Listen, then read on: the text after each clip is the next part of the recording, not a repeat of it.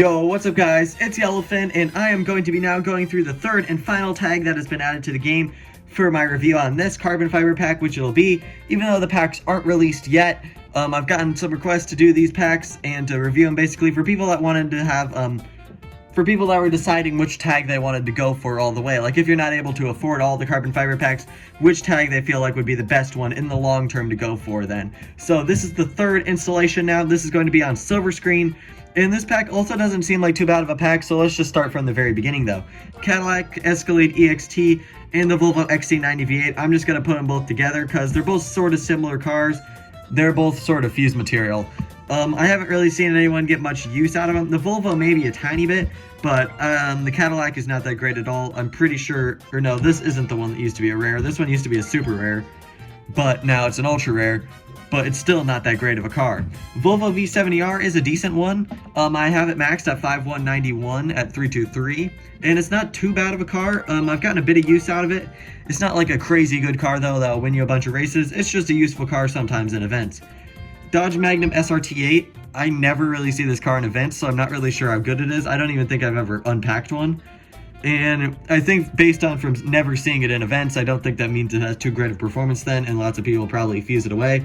Because I usually always see the red Charger SRT8, which I think has better MRA, but I'm not too sure because I never really see the Magnum SRT8 in events in the first place. So, not too sure on this one. I assume it's probably just fused material. Acura ZDX isn't too bad because it does have the four-wheel drive standard tires high ground clearance niche, also has traction control and ABS. And it's not too bad of a car, sort of like the Volvo V70R. If you have it maxed out, you'll get a bit of use out of it, so that's not one to complain about from the pack. Subaru Impreza WRX GDF. It's the car from the Baby Driver movie, so I'm kind of biased for this one. This is like another one of my most wanted cars in the game. But on the usefulness scale, it's probably not that useful because there are just better higher RQ ultra rare Subarus, but it's a really nice looking car though. Nissan 370Z Nismo is a great one if you do unpack it from this pack.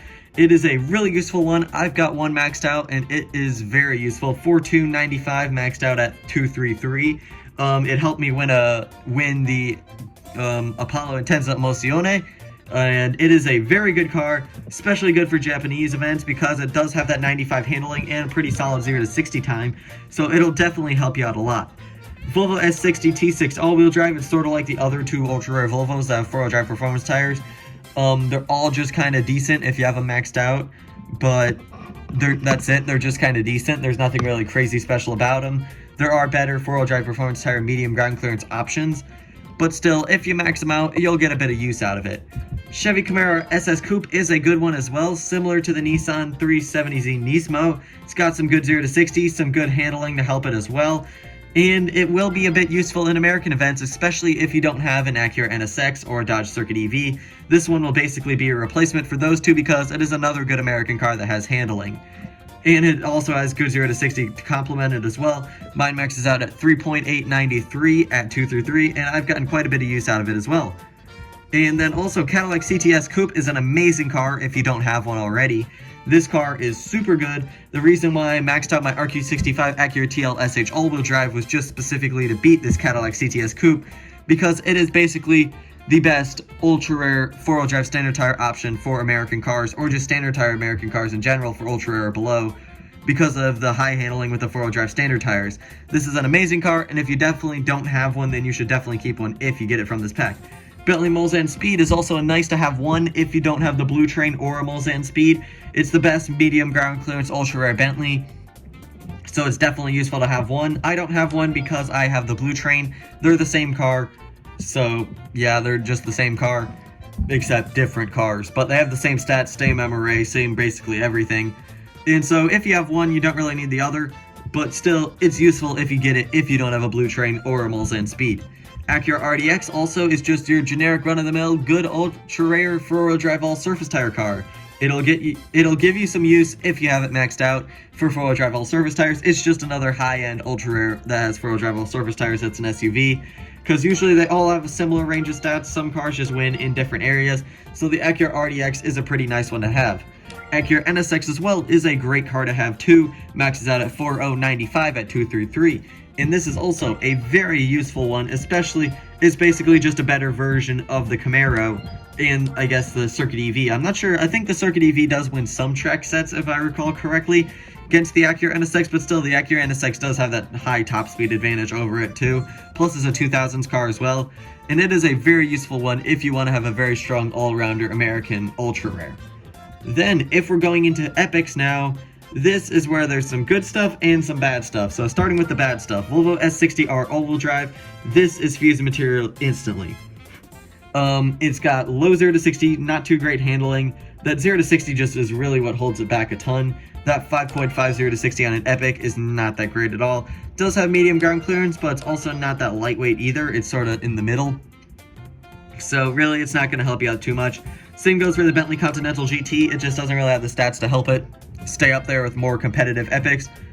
As well for the super impressive WRX STI, which is also the campaign car. And so either you fused it away so you don't really need one anymore, or you have it kept.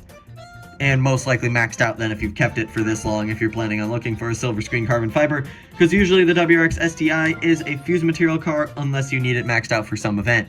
But otherwise everyone ends up fusing it, including me. I fused mine away. Bentley Continental Flying Spur. It's just a lesser tier Bentley that's medium ground clearance. It does have medium ground clearance, which does complement it a bit, but there are just better Bentleys to have. And if you want it to be better than the Mulsanne Speed, you kind of need to have it maxed out, which is kind of annoying then for it being an Epic, and not too great of an Epic when there are better ones to max out, so it's just kind of meh. Chevy Camaro ZL1 is similar to the campaign Camaro pretty much. If you got the campaign Camaro, this one also be pretty useful, but it's not too crazy useful since if you have the campaign Camaro, because they basically do the same job.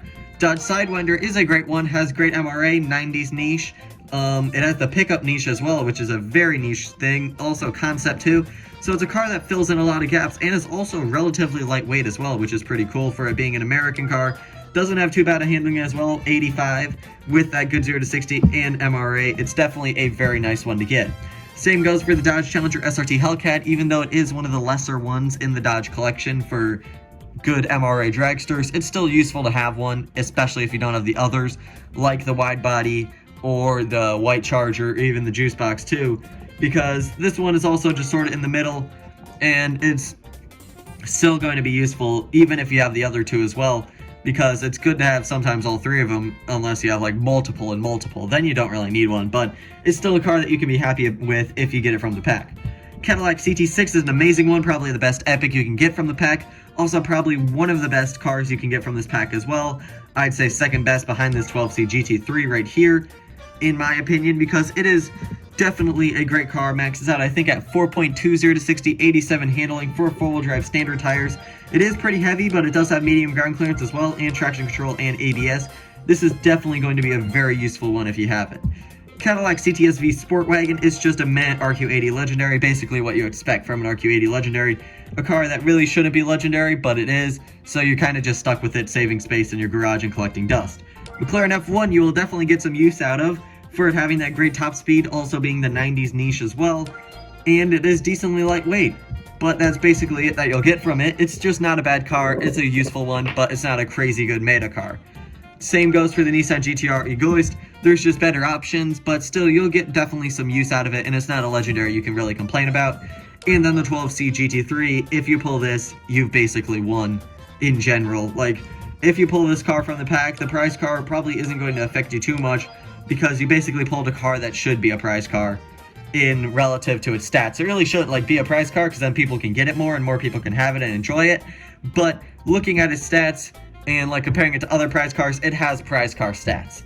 So yeah, that one's probably the best car you can get from this pack. Second best is the CT6, and there is a lot of good ones as well.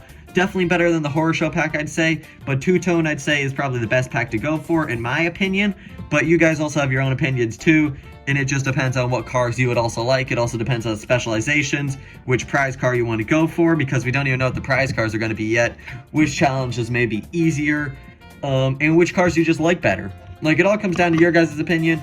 Just, in my opinion, I'm going to be going for Two-Tone, because it's got a lot of cars that I would like to have in my garage, and definitely some very good legendaries and epics to pull. But this one also is a pretty good runner-up. It definitely has a lot of good cars too in it. That is definitely meta if you don't have them already. That's the thing though, I have some of the good ones like the CT6 and the Sidewinder, and a lot of the great ultra rares. I pretty much have all the really good high-end ultra rares that you need. So that's just why I decided to go for two-tone then, because I see a bit more value in the two-tone carbon fibers than to my garage.